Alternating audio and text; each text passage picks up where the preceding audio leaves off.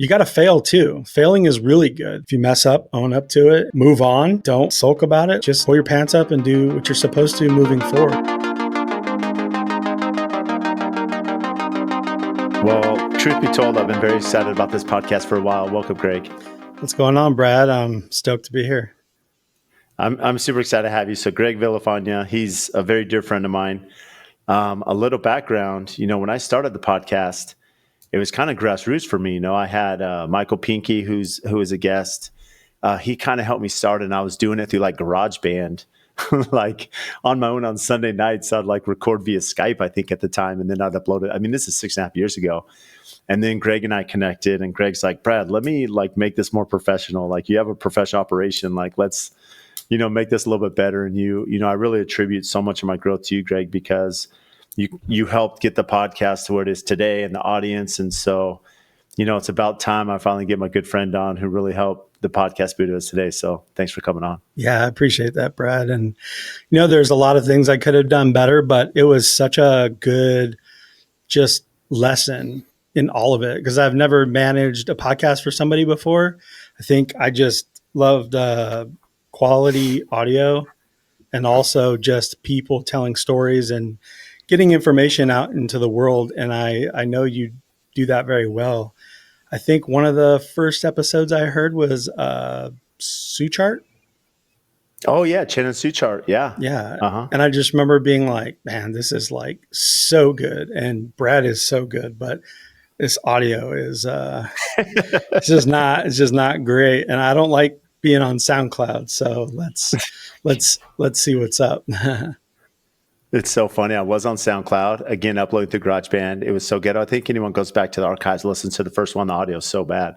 Like there were some, I think my first 10 episodes, some of them, you couldn't even hear the audio. Like they were so terrible. And, but it's about people. And honestly, Greg, I wouldn't even look at you and say there's things you could have done better. I mean, I just, you're involved in so many things. I mean, I have a video about Swaros that you created, about the marketing side. You've done that. You do drone work. A little background on Greg is, you're at JMax Plumbing now, who's one of the top plumbers, for pool contractors here, which everyone in Phoenix has a pool, and you do so many of our projects, almost all of them I know you're working on.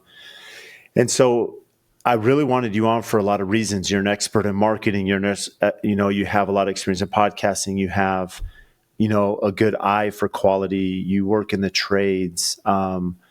And this is something that I've been heavily pushing. I did construction management in college, but I think that a lot of people should forego that. And I'm pushing not to go to college and go right into the trades. And maybe from your side, Greg, speak to, because there's this complication of, I think a lot of us go into business thinking that we have to be the owner. We have to be the business owner. Maybe speak to maybe finding the right fit, and how that could be a benefit to someone as opposed to maybe the stresses that come with owning your own business. Yeah, for sure. I think for me personally, this isn't for everybody, but I've been a creative most of my life. And unfortunately, I wanted to be creative and own my own business. And I did that. And I just remember, you have the flexibility, but it's not, what everybody thinks it is. It's extremely stressful. And I just found so much more peace with, working for somebody. And I think, my story could be different or the same as other people listening, but working for JMax is kind of have like a little Yellowstone thing going on over there. Because, I didn't have, people growing up to like teach me how to like work on things and what these tools did and kind of the things that you're supposed to know. I didn't realize that until a little bit later in life. But, Justin, the owner of JMax, man, he's just been so patient with me and like answering all of my questions, no matter how stupid they are. And I'm comfortable enough to, ask those questions. And I know I've done that a few times with you in the studio. I've always tried to be as respectful to people's time as possible. I think that's a whole other episode in respecting people's time, and not just myself, but, I've seen it even with you, and most definitely with Justin. People get a little too comfortable and not knowing, unfortunately, I hate to say this, but their place in the world. I know mine, and it's something to aspire to if you want to be that person. But yeah, I'm so much more at peace, working for JMax. Because also too, I don't have to worry about the guy so much or the billing. I mean, I do, but it's a completely other thing being the owner. You really lose sleep at night. And I've been so lucky. Justin believes in me and invests in drones and camera equipment and editing software and new computers that can keep up with these things, and even the patience with time, because I didn't go to school for it. I'm not a professional, but I'm definitely a person that I will bring footage back, whether it be photos or video. And there's just things that my eyes don't like.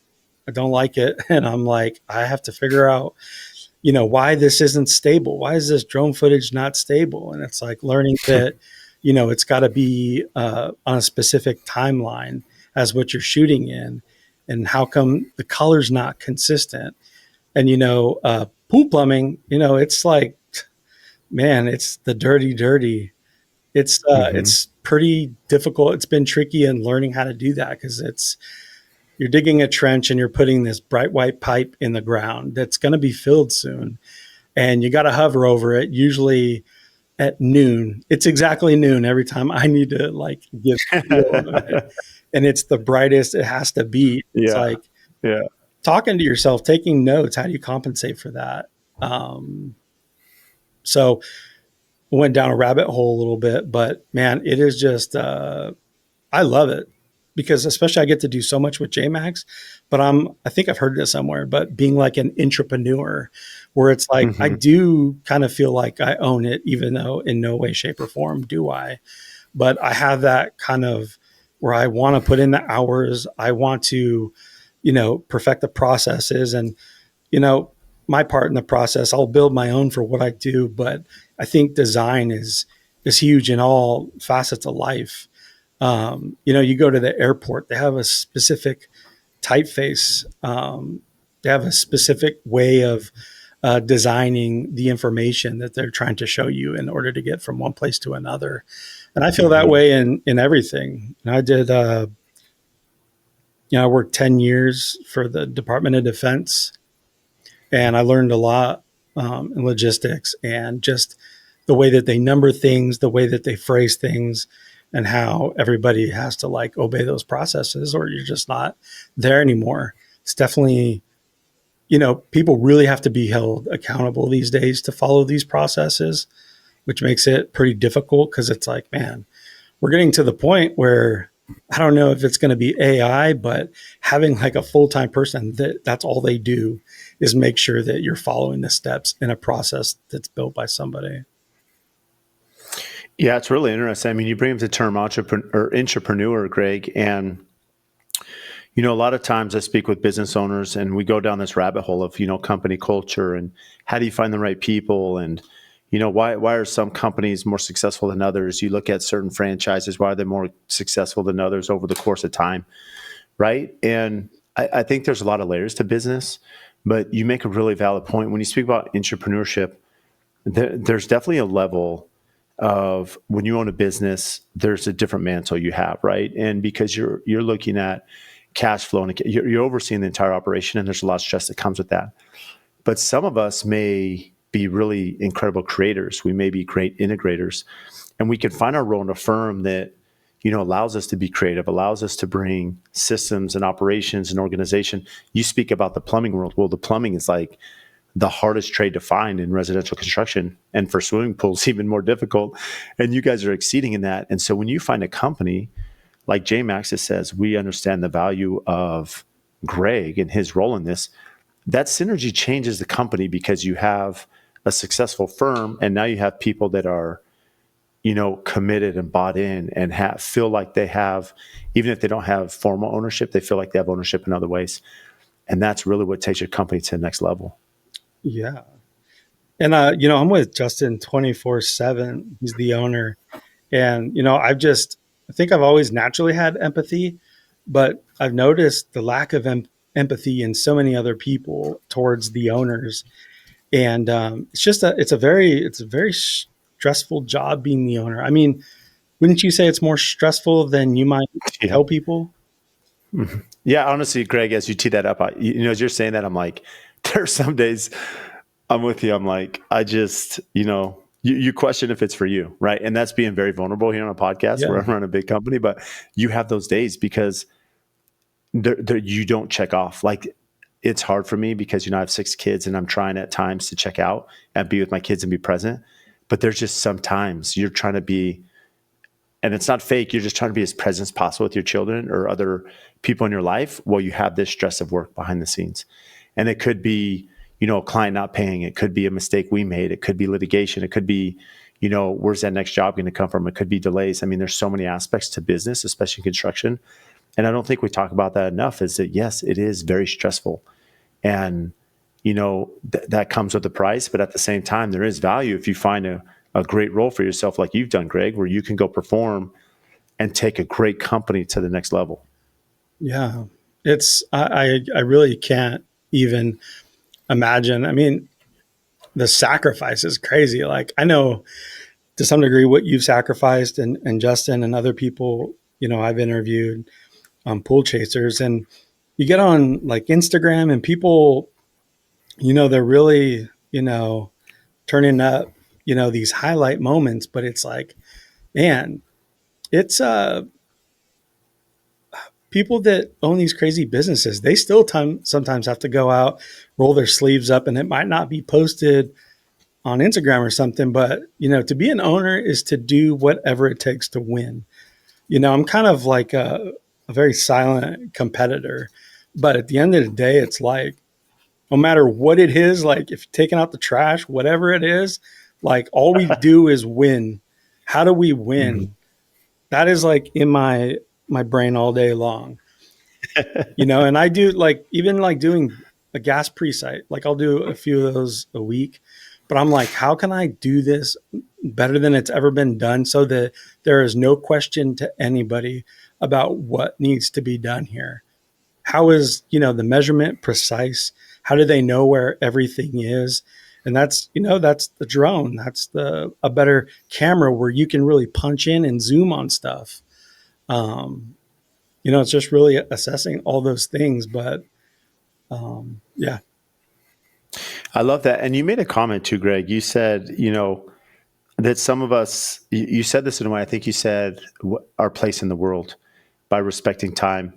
And maybe you meant something else by place in the world, or maybe it was like, essentially, I think a lot of us are trying to find our own fit, our own community, our own, well-being in so many ways, because I think life in general is really hard. I know you've been through some really hard times. Not that we'll get through that on podcasts. I have. I mean, I think all of us have, and it can wear on you. I think life can, and so finding strength. But I've always found it interesting. I know that my schedule is fairly busy, and I try to respond as quickly as I can to people. It's always been a priority, and I've been very fortunate to be around these very successful entrepreneurs that run these great businesses, and for the most part, they're very responsive, and it's very much information in, information out. And I've seen that. One of my clients specifically, I was speaking to about this, and he said, I respect people's time. And I thought that was interesting to come from him because, the ability to communicate and respond shows a lot of respect. And I think it goes a long way. yeah. I mean, it's really simple to me. Is there's these people that we look up to, and yeah, you want to pick their brain, you want to do all of these things, but calling them all the time or texting all the time, like, especially if you're an aspiring, owner, business owner, it's like, dude, that's part of the game. The reason people become owners and they become successful is because they want to play that game and they're good at, moving those pieces around to make it work. And if you don't have that grit, you know what I mean? It's a jungle, dude.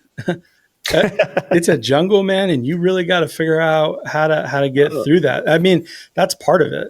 You know what I mean? It really is. And I just think that people, I don't know how else to say it, to be honest. Like, I just don't think people people are just too nice. Like some owners are just too nice and they don't want to like hurt anybody's feelings. But to me, I'm like, dude, like you can't just call every time you need help with something. Like I'm only talking about it because I see it so much. I see it from a lot of people. I'm like, dude, that's part of the game, man. You got to figure that shit out. What do you mean by too nice? Like, Like what? the owners are too nice. They've got too much responsibility. They've got, too many things going on to be, you know, trying to solve every problem you might have. And it's like, man, you haven't made it yet. Like that's part of growing. You got to fail too. Failing is really good. I don't fail very great. That's probably why I'm not an owner. But man, like people like yourself, Justin, like you can have some things go sideways. And yeah, it might mess with your head a little bit, but you're going to be like, all right, I'm not going to do that again. And I think that's what makes you different than normal people. I love where I'm at. I would never want the responsibility of owning any kind of business because it would tank, to be honest. So don't get in business with me. So funny. But again, you know your strengths. I think you, Greg, are, you know, um, it's not self-deprecating. It's just you really understand who you are. You know where you're going to be successful. I mean, what's funny about the competitive side, you mentioned how competitive you are, even maybe taking out the trash. Dave Clark, who's my mentor, that really saw something in me and helped me start AFT. It was funny because he knew that like I played city league sports, right? And he knew like just from interactions that I was competitive. He knew that Spencer, who's with me, is competitive. And he always told me, he said, I don't hire people because they're professional athletes or they're college athletes, but I do hire people that are competitive because there's something to be said because people that are competitive are typically driven.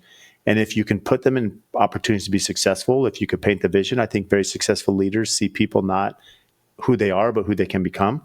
And so he had an ability to see not where you're at now, but where you would be. And so as a leader, if you can open up that door where, hey, Greg, I see where you're going to be, but at the same time, you have those key characteristics of being competitive, being driven, you're creative. I mean, you have the perfect mix of someone who's really going to drive my company to be successful. And that is like the secret to hiring and leadership and management, because now when you have both, that's what really allows a company to go to the next level. And I just saw that from him is, he would open those doors and then just let the competitiveness go, and it's not a bad competitiveness. It's just, a lot of us just want to be better every day. Yeah. And it's funny how we show it. There's a lot of bros out there that they just wear it on their sleeve. You can tell they're Yeah. competitive, but there's just some silent killers out there, even in Mhm. sports. One of probably my favorite football player of all time is Marvin Harrison. And I mean, the dude Yeah. was like low key kind of a gangster, but that dude would just score the craziest touchdowns and he would just put the ball down or hand it to the ref. There was no Hmm. celebration. And not to say that I don't like the celebration, I like the variety Right. in Yeah. sports 100%. But I just always thought, like, man, that dude is a savage. Imagine just scoring like that and all those fans, and you can just keep cool under pressure. That's crazy. But see, but you bring that up, and I love that you brought up that example. For anyone that's a sports fan, I love Marvin Harrison. I grew up a Charger fan, so LT, LaDainian Tomlinson was the same way. Like, super talented, hand the ball to the ref. But there's this like some of them are just silent killers out there. And I remember hearing an interview with Jerry Jones, who ran the Cowboys, and he would say the same thing, that you have to be able to see leadership and you have to be able to see competitiveness because people show it different. A linebacker may show it different than a quarterback to an offensive lineman to a DB, but you have to be able to say, to see that. And at the same time, you have to hold them to standards. And yes, he would say, look, standards are different from Troy Aikman than they are to Emmitt Smith and they are to, a guy who's third string, but that's okay. But at the same time, they know what I expect. And so you have to understand the people and what speaks to them. And, part of that just takes years in ownership and, in life experience. Yeah. And there's like so many levels of discipline. And I think that's like the greatest thing about like being into sports, playing sports, and you get into, say, the trades or building homes. Like when you see people that are great, you know that like there's a level of discipline that goes along with doing that. Because there's like a lot of education that you got to do after hours. I don't really hear people talk a lot about that, but even as an employee, yeah, you get paid for Mm-hmm. 8 hours, 9 hours, salary, whatever. But man, to become like great, sometimes you gotta pull an all nighter, and you really gotta figure some shit out to get on that next level, because there's always somebody on your heels, or you're chasing whatever it is that you're doing. But that's the cool thing about sports. And when I think of LaDainian Tomlinson, I think discipline. That dude was a lot more under control and disciplined than most people give him credit for. Dude was crazy. Yeah, and he was tiny too, but he could catch out of the backfield. He kind of changed that hybrid position. Super tiny dude. It's crazy. But what's crazy, I mean, to this point, Greg, I mean, I think anyone meeting you, I mean, you have this very calming presence. You could hear it in your voice. Anyone that I've been around you, I've spent time with you. You're very tactful in your communication. You're very precise. Having known you, I know how competitive and driven you are because I worked with you. So I would see you being like, Brad, that's not good enough. We do, a read, Brad, that's not good enough. Retake it. You didn't have enough emotion. Like you were very, like you would push me in certain ways to be a lot better because you were very competitive. But off first glance or meeting you, people may not see that. And that's really where, you have to really push to really get down to see where people are to say, what am I working with? Because, you're one of those quiet competitive people that, like you said, you're not maybe a frat bro guy that's just out there wearing it on his sleeve. Maybe I will one day. Who knows? I'm just kidding. But I also, I'm a very emotional person in a lot of different ways. Like, even, recording those clips, but whether it's clothing or architecture or cars, I bring all of that baggage I have, all that love I have into the things that I do. Like I want things to be seen the way I felt. And I have a lot of things I use for inspiration. I use like Milanote, which is like a big, it's not project management, but it's just like a giant board that you can like hook up, different photos and links and different things like that. And it's just, I'm always trying to evoke emotion. It's usually for myself, and it's just a huge plus if it's anybody else. But even I was telling somebody recently that, dude, I've been to Taliesin West like 5 times just because I love the way that place makes me feel. Like Mm-hmm. it's very different and original. And I'm like a geek on Frank Lloyd Wright, like listening to all his old interviews and all the adversity that he went through. And yeah, it makes you feel something. And I think it's funny because you'd be like, you're like, pool plumber, plumbing, whatever it may be. But I started thinking, I'm like, dude, you can really bring that into anything. When I worked at the military base, I started a face mask company way before COVID. Should have started it during COVID, but the whole the whole brand was really stemmed on like sort of vintage Americana aesthetics, and everything from like the branding. It was all inspired by the military because people would see all this stuff that we would have to send. It's called dermo, where we would not use it in the military anymore, send it somewhere else. But I would look at that stuff and I thought it was like some of the most beautiful stuff that had been used, just sort of like the faded typeface and the spacing and, the way that it was sewn on like kind of quickly, but it was, there's something in everything. Long story short. How do you feel that your military background played a role in your life?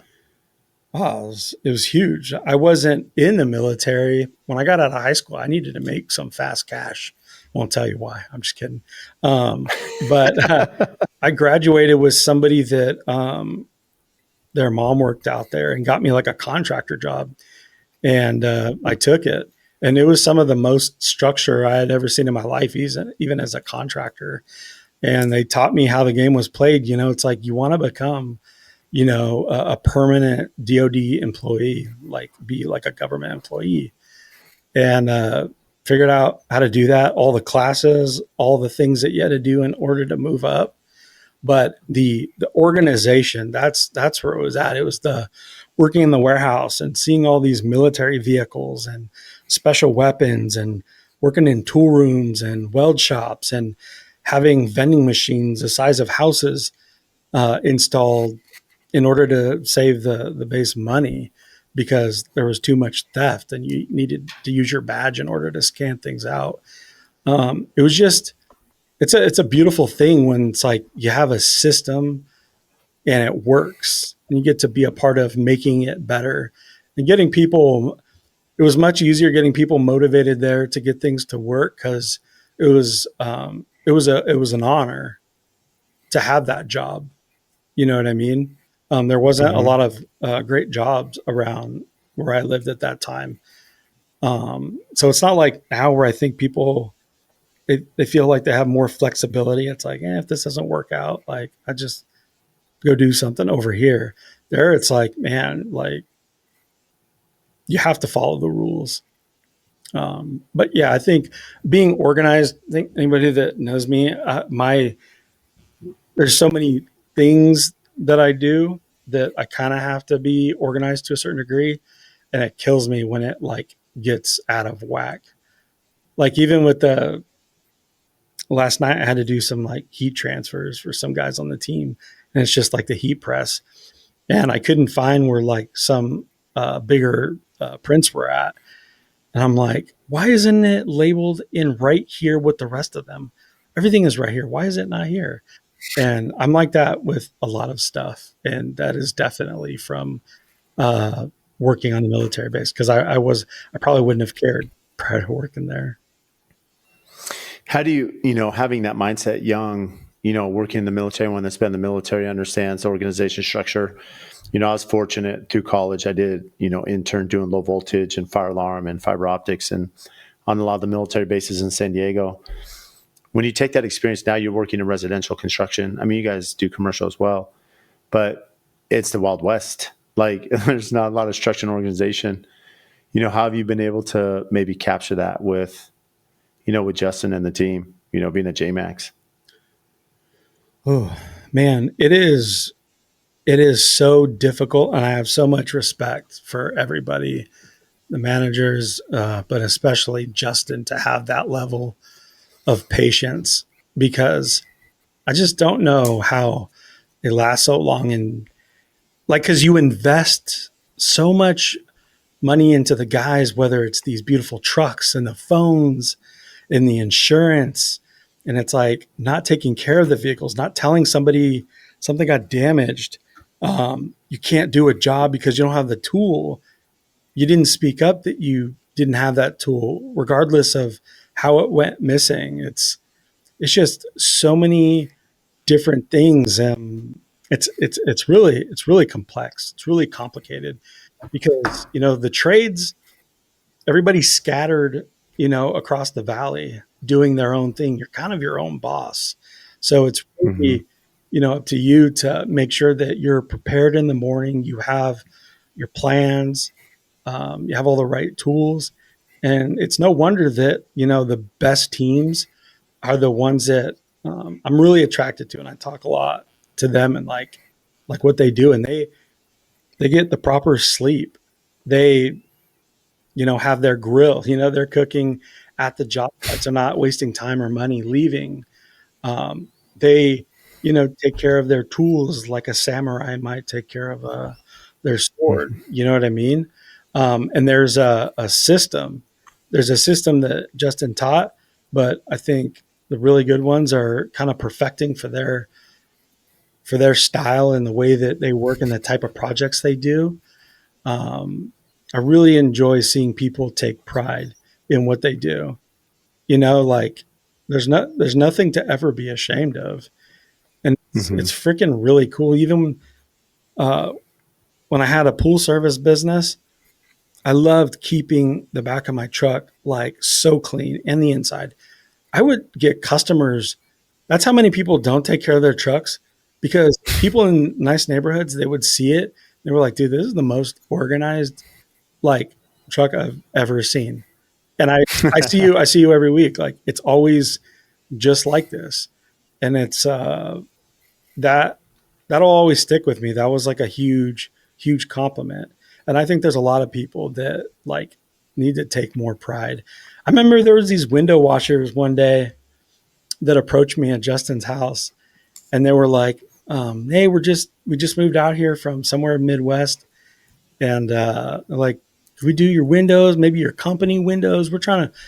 They were, they were talking me up. They're like, we're trying to be like you one day, driving the Raptor or whatever. And I was just like, oh, and I was like, real talk, I don't need my windows cleaned today, but is that your car? And they're like, yeah. And I'm like, look how dirty your windows are. I was like, Mm-hmm. you have to have your windows have to be clean Pristine. 24/7. You know what I mean? Yeah. Not at the end of the day. It's like, if your windows are dirty, they got to get cleaned. It's like, I can't take you Mhm. serious. You going to clean my windows the way that you clean your windows? Like, come on, get out of here, dude. Like, that's, that's the, that's the common sense stuff, man. I used to love getting in the weeds with that kind of stuff, not all the other weird shit, but yeah. I love you brought up the clean truck example because I think perception's reality. I would look at that same thing. Someone who's organized. It's like there's this perception that you know what you're doing. You're an expert. Like you actually care. You have respect for the product.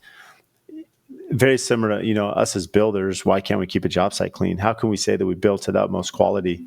We're a quality building, then you walk in, the job site's trash. Like there has to be those core values have to align all the way down the line. And you have to find people willing to do that. So how do you Um, manage that? it's a good question. I've been asked that a lot. I think there's layers. No matter how passionate you are about that, it's you make a good point, Greg, as you said. The tipping point for this guy who has a window cleaning business is your windows are not clean, and the minute they're dirty, you got to clean them. And really, it comes down to expectations. So I mentioned that when I was in college and I'm working out in the field. I, I was working at a school district and it's over the summer. And so they shut down, they're kind of working around the clock 24 hours a day because, the school shut down for 3 months, for the kids out for summer. And we have to do this massive remodel. And so as we're doing the remodel, though, they still have summer school. And so the kids are there during the day, daycare, summer school, and then we're working nights. And I remember we showed up, it was like 9 p.m. at night. Superintendent greets us as soon as we're pulling up. And he's like, okay, addressing our crew. He said he had a digital camera because this is pre-cell phone. He says, here's what I expect. You guys are going to be working for the next 8 hours all night. I'm going to be following you around and checking on you all throughout the night. And if I find one scrap, because you're stripping wire and stuff, so you have little, sleeves of plastic as you're stripping the wire, would fall onto the carpet. He's all, if I find anything, I'm finding you $50. And if I find another one, it's going to be 100, and the next one's 250, and I'll find you that much each night, and I'm going to text your boss. And I just remember, I was kind of the grunt of the team, so I'm following us as we're kind of cruising through each room as we're wiring these buildings and making sure when we left, all the chairs are organized again, all the trash is picked up. I had this little, battery vacuum that I'm vacuuming it up. And so you just take care. Why? Because he told me, he set expectation. And so what I demand of our team is when the trade comes out to work on the project, you have to have the same conversation. Here's what we expect. We want you to sweep at the end of the day, clean up. We have trash cans everywhere. They're labeled. We have trash cans all throughout the interior so people just don't throw stuff. When you have 10 trash cans in a house, people are automatically just going to throw it in there instead of throwing it in the corner. So you give them an opportunity where they can be successful even though they're busy.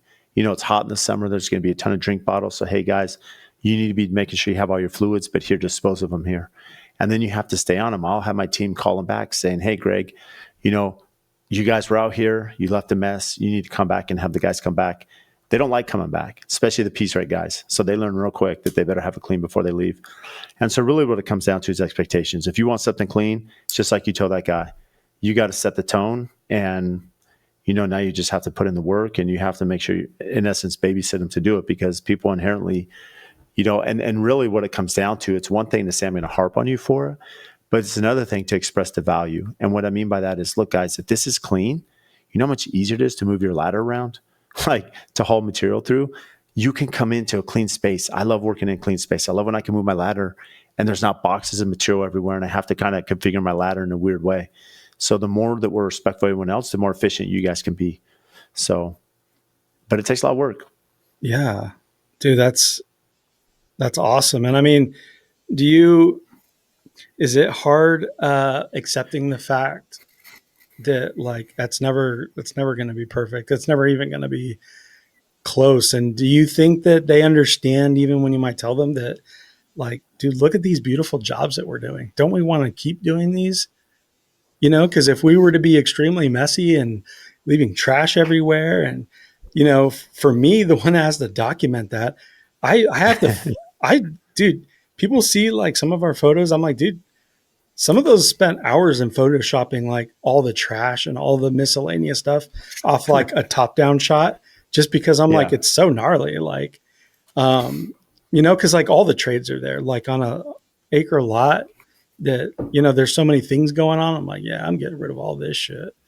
Um, but yeah, is that hard to accept the things that aren't perfect in the trades? That's the plot twist. Is it's really hard because it doesn't, it doesn't ever get. I would say most of them don't even understand the value, right, of a clean job site, no matter how much you paint the picture. And so along those lines, my team would say, "Hey, Brad will be coming by, maybe filming some of the work, or we will be." So you always got to keep it clean. I mean, you're trying to leverage everything you can, but I'd say in general, a lot of them don't care. Some do, some don't. And so it's just a constant thing. You have to, I wish it was as easy as say, like everyone caught that same vision, but they don't. And in fairness to them, I mean, you're in the trades, right, Greg? I've been in the trades. It's hard work. Sometimes the one thing we don't talk about in the trades, I've had tool bags on. And so maybe I'm a little bit more empathetic is the word, or have a little bit more sympathy. I've had to be on the job site early, and maybe I wasn't feeling good, physically. Maybe I was up too late. Maybe I'm doing some personal stress in my personal life. So I'm just don't have a ton of energy today. And I got to get those bags on, and I got to work. And it's 110 degrees outside. The last thing I'm worried about is, picking up trash, and so, It's terrible. It's terrible. It's And so, it's so hard. Especially, I want to say something I don't want to forget, but there's so many times too when, I hate to say it, if you work in, say, an office, or you've got a collective of people that you can give the attaboys and all that stuff, ones that are like out in the field, man, they could be doing everything right for 11 months. And then 1 month they're like, dude, I'm sick. Something's going wrong, tired. Like you're going to get reprimanded for it.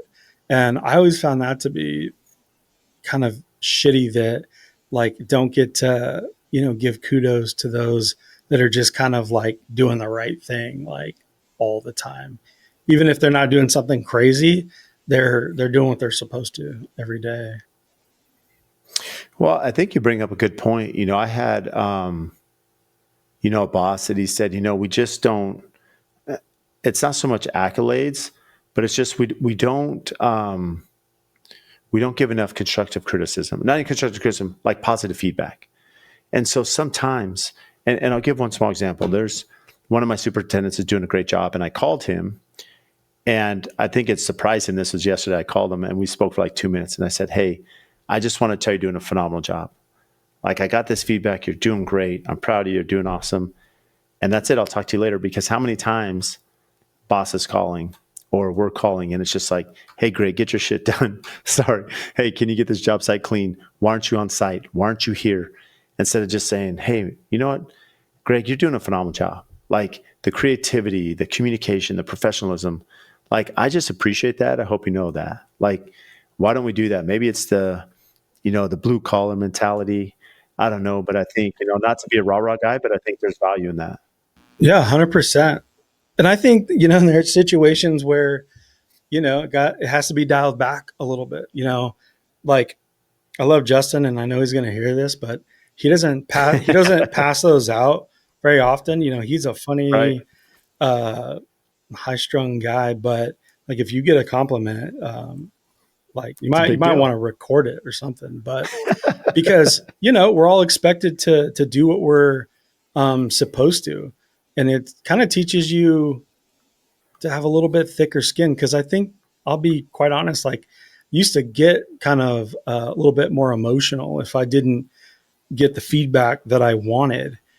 And, Mm-hmm. if you can kind of rise above that and just be like, dude, if you mess up, own up to it and move on. Don't fucking sulk about it. Like just pull your pants up and do what you're supposed to moving forward. That's all we can do. Everybody messes up.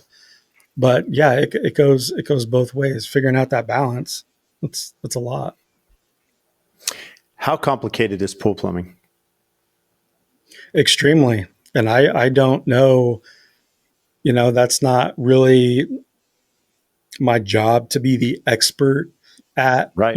pool plumbing, but it's extremely difficult. I mean, just watching like Justin go and review, the construction plans, and dude's got insane eyes. And I mean, he can draw a schematic so fast and it's so clean. And it just, I think that was one of the things that, drew me to him and working for him is that there's a lot of people, even at the base, I was always like, oh, I could do what you do. I could do that. I could do that. You know what I mean? Just kind of not being out in the world, but seeing like his attention to detail and what he does when nobody's looking, that means a lot to me.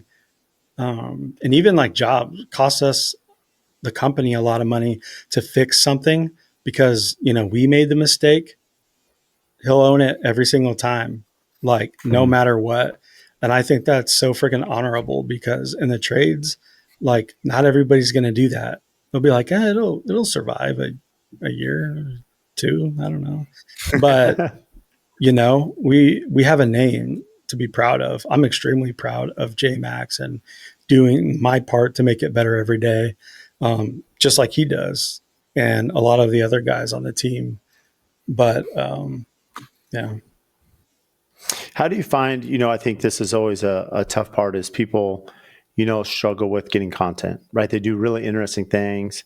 They could be one off like you. I mean, anyone that's seen you plumb some of these really complicated pools, I mean, you say it lightly as you're trying to get a drone shot, Greg, of the amount of piping and, plumbing is just unbelievable. But, there's a fine line again now to showcase that to the public and earn business. And what does that look like? How have you found a healthy balance to market your craft? There's not really a healthy balance, to be honest, because, um, yeah, I always thought I was pretty decent, but I learned quickly that, like, nobody cares. They're not going to stop a job because they're waiting for you to get there, and take photos and video. And nobody cares when they're going to do that.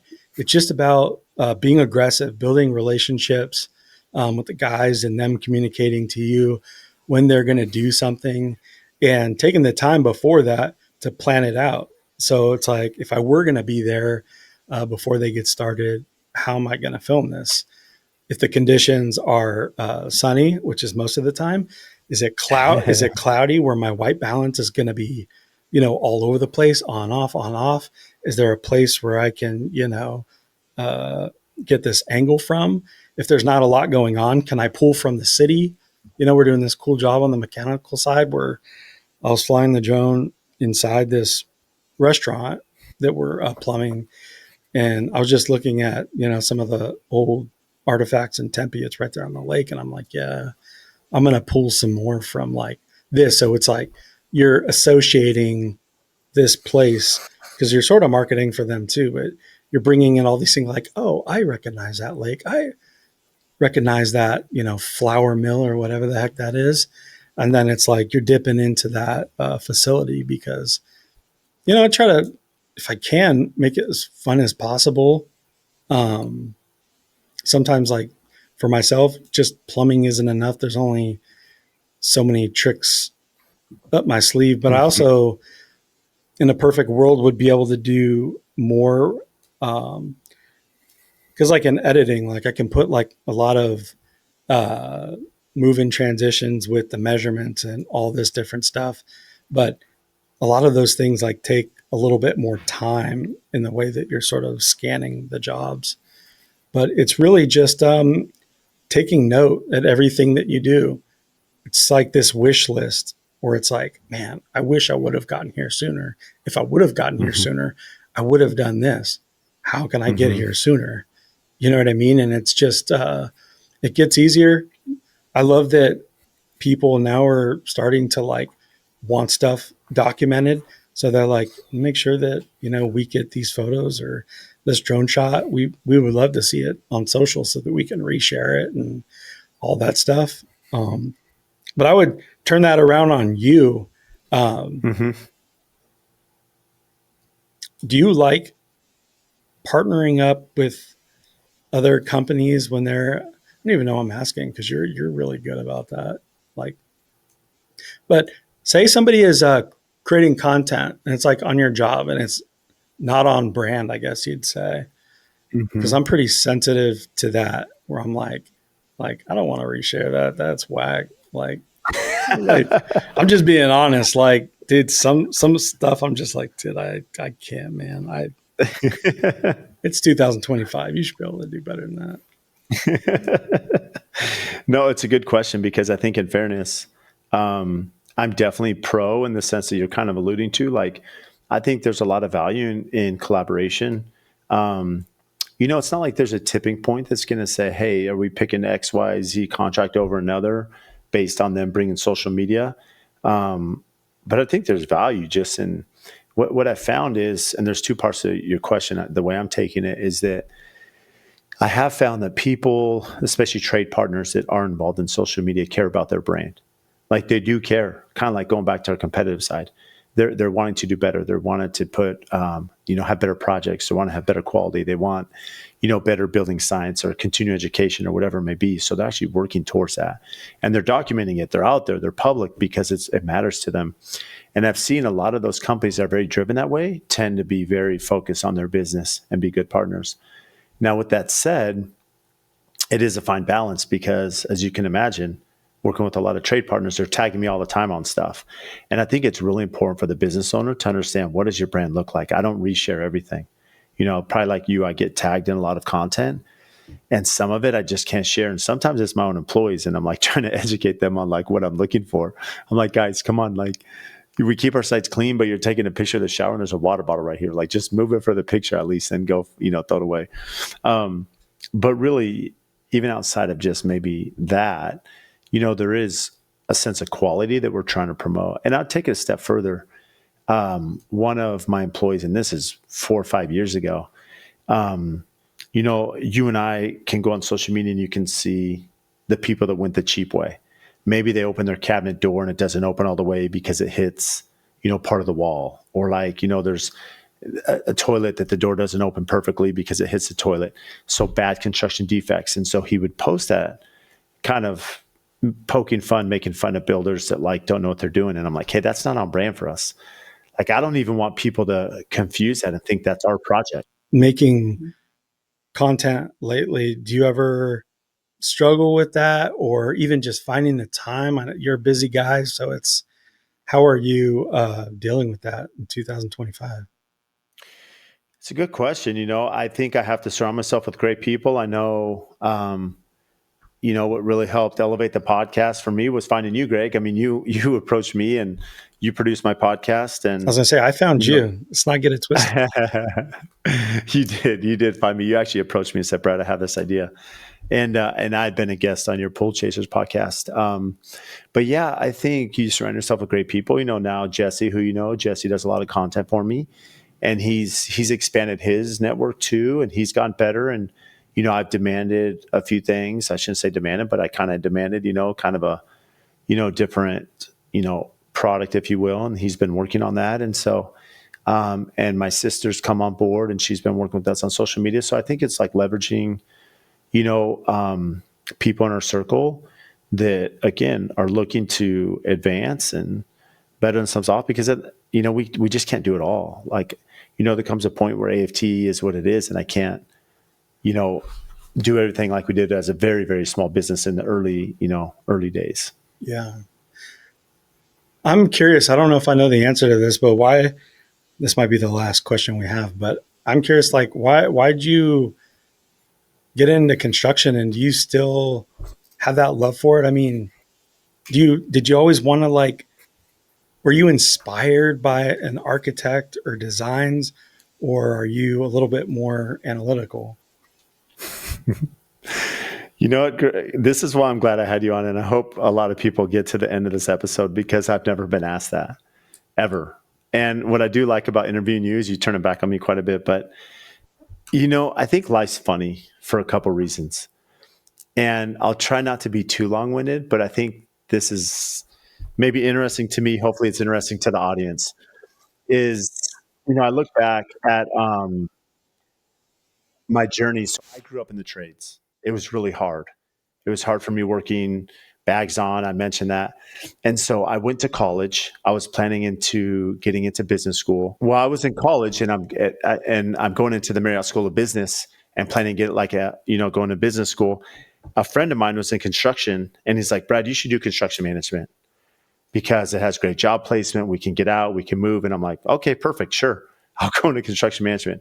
I come into construction. I come down to Arizona. So now I'm back in it. I have a feel. And in 2011, I kind of had some life circumstances hit me and I had lived through the recession. It was painful. It was really difficult. And I'm like, you know what? I'm getting out of construction. I'm going to go back to the business route. So I took, business school classes. I know really how hard construction is.